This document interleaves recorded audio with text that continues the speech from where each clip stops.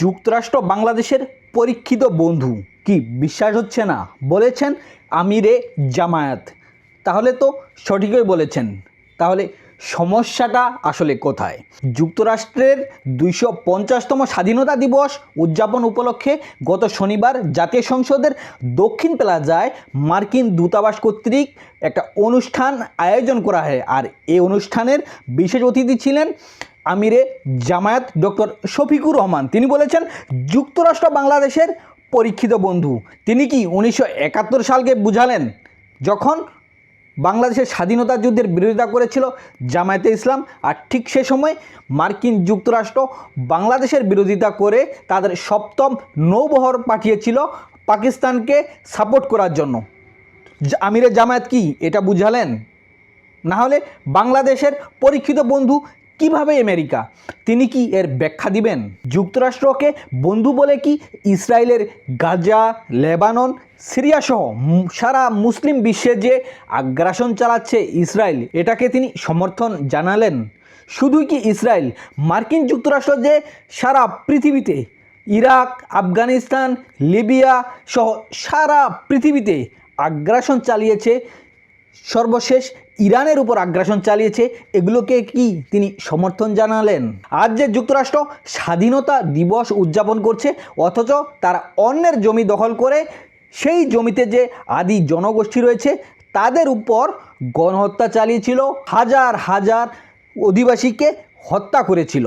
250 বছর আগে যুদ্ধের মধ্য দিয়ে যে মার্কিন যুক্তরাষ্ট্র গঠিত হয়, সেখানে কিন্তু মাত্র 13টা অঙ্গরাজ্য ছিল, কিন্তু এখন সেখানে 37টা অঙ্গরাজ্য।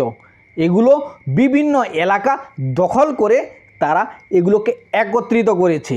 এগুলো কিন্তু শান্তিপূর্ণভাবে দখল করা হয়নি, গণহত্যা চালিয়ে মার্কিন যুক্তরাষ্ট্র গঠিত হয়েছে। শুধুই কি মার্কিন যুক্তরাষ্ট্র এভাবে দখলবাজি করে গঠিত হয়েছে?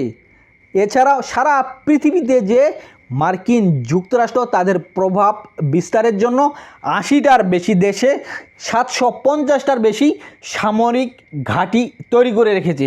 যুক্তরাষ্ট্রের যারা মূল আদিবাসী ছিল তাদের উপর গণহত্যা চালিয়ে বর্তমান যে মার্কিন যুক্তরাষ্ট্র রয়েছে তারা কর্তৃত্ব প্রতিষ্ঠা করেছে। তাই আমেরিকার স্বাধীনতা মানে অন্যের পরাধীনতা। বাংলাদেশের জাতীয় সংসদ ভবনের মতো একটা গুরুত্বপূর্ণ জায়গায় আমেরিকার স্বাধীনতা দিবস উদযাপন মানে হচ্ছে বাংলাদেশকে এখন মার্কিন যুক্তরাষ্ট্র গিলে ফেলতে যাচ্ছে। আর সে কারণেই বাণিজ্য চুক্তির নামে হয়েছে গোলামি চুক্তি, আর সেটা করেছে ডক্টর ইউনূস। আর সেই ধারাবাহিকতা রক্ষা করে চলছে এখন সবাই। কেউই এই চুক্তির বিরোধিতা করছে না, সরকারি দল, বিরোধী দল সবাই গোলামি করে যাচ্ছে। মার্কিন যুক্তরাষ্ট্র যেভাবে বলছে সেভাবেই বাংলাদেশকে চলতে হবে। যুক্তরাষ্ট্রের অনুমতি ছাড়া কোনো দেশের সাথে ব্যবসা বাণিজ্য করতে পারবে না, কোনো দেশের সাথে সম্পর্ক জোরদার করতে পারবে না।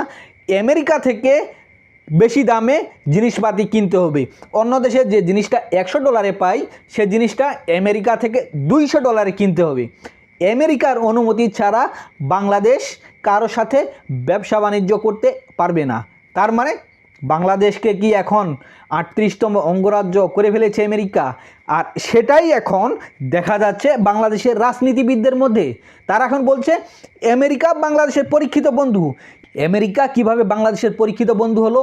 আমেরিকা কি আন্তর্জাতিকভাবে বাংলাদেশকে সমর্থন জানায়? আন্তর্জাতিক মঞ্চে বাংলাদেশ বিভিন্ন সময়ে নানান ধরনের সংকটের সম্মুখীন হয়েছে। মার্কিন যুক্তরাষ্ট্র কি সেই সংকট থেকে বের করার জন্য কোনো পদক্ষেপ গ্রহণ করা হয়েছে?